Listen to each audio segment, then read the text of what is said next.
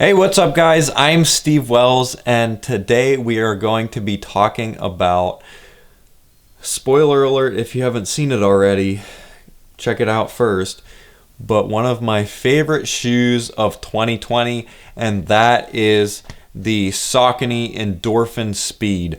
So the Speed is from Saucony's Endorphin line, so they have the Endorphin Shift, which I have a video on, which is kind of their daily trainer shoe. They have the Speed, which is going to be their kind of tempo speed workout day shoe.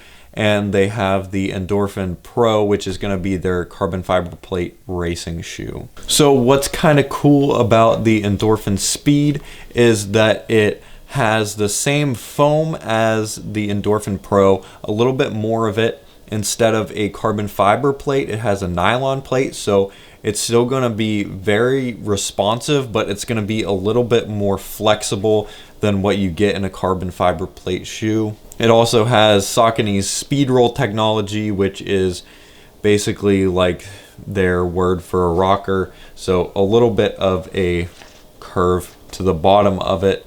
Not as much as I would say as the Endorphin Shift or something like that, but you still do notice it a little bit in this shoe. This shoe is $160. If you want more stats, be sure to check down in the description. I'll be sure to leave them down there.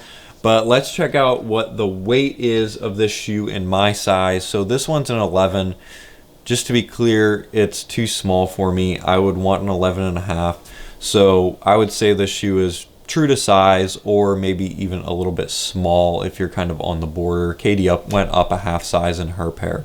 Looks like 9.0 ounces, so not going to be the lightest shoe around. However, for the amount of rubber on the outsole, for the kind of durability, for the amount of foam that you're getting, definitely on the light side there. Before we get into the pros about the Endorphin Speed, just want to say really quick, I have a Patreon account now, so I will leave a link down in the description. If you want to help out the channel a little bit, go ahead and check that out. So, talking about some pros about the Endorphin Speed, my favorite thing about this shoe is the foam in the midsole. This foam is the same TPU foam that they use in the Endorphin Pro, so it's going to be a super bouncy, responsive foam that you really feel whenever you're coming off, it kind of propelling you forward. And that, combined with the nylon plate in the midsole, really gives this a fast, snappy feel. When comparing this shoe to the Endorphin Pro, it's definitely much more flexible without that carbon fiber plate in it. You get a lot more bend to it, which I prefer, especially if you're using this shoe in training and not just in racing. You're going to get more cushioning in the midsole in the Speed than you do in the Pro, so if you're wearing it on a little bit longer runs, you might like the Speed a little bit better with just that added little protection under your foot. In this category, a lot of times to cut weight, they'll get rid of rubber on the outsole, but that is not a problem that we run into with the Speed.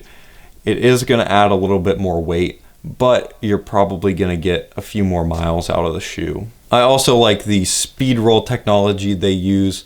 A little bit of a curve to kind of help roll you through your gait cycle. It's not going to be a crazy rocking chair like some shoes, so I like that about this shoe. Another pro is the value that you're getting out of this shoe. So at $160, it's not super cheap, but for what it is and how it compares to even a lot of carbon fiber plate racing shoes, I think that this stacks up against even some of them pretty well, and some of those are $250, $200, $180. So I think in value for your money, this is a pretty good option. So let's talk about some cons with this shoe. So the main con for me is kind of the almost stability of it, but not really stability. But whenever I'm running on gravel or uneven grass, or sometimes even taking a sharp turn, walking in them sometimes, I really feel like I'm kind of pushing over the edge and just kind of struggling to balance my foot on top of the shoe. And I feel like it's almost wanting me to roll an ankle. I overpronate a lot. I don't have the strongest ankles in the world. However, that is something that I've heard from lots of different people as a complaint about this shoe. Another con, while I'm not super against this color, and there are other colorways that I probably like a little bit more, I feel like these kind of like super neon colors kind of cheapen the shoe a little bit. I do like bright colors, especially when it comes to fast shoes, but I just feel like it could have been done a little bit better in these shoes. I also was having problems with the laces staying tied. Even if I double knotted them and like really pulled them down tight, I did have them sometimes loosening up over time. So it might be something to keep in mind, that you might need to stop and tie your shoes a couple times while you're out on your run. Other than those cons, the only other problem I have with this shoe is whenever I'm out for a run that's supposed to be slower, or I'm going with someone else, I end up running way too fast by accident. Even if I feel like I'm not putting in a ton of effort, I get back and realized I was going way too fast. So if you're trying to take it easy, probably not the shoe for you.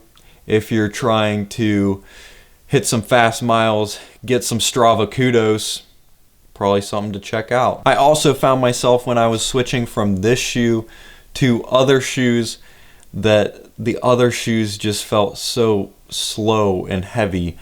So be careful. This one might spoil other shoes for you. So will I continue wearing the Saucony Endorphin Speed? Yes, I will. I've been wearing it a lot, and it's kind of been replacing the New Balance Fuel Cell Rebel as my tempo day, track day. If I was doing races on the road right now, it would be my race shoe probably as well. So I hope this video about the Saucony Endorphin Speed has been helpful. Be sure to like and subscribe if it was. Let me know in the comments why you love or hate the Endorphin Speed. Check out my Patreon account down there if you feel like it, and I will talk to you guys next week.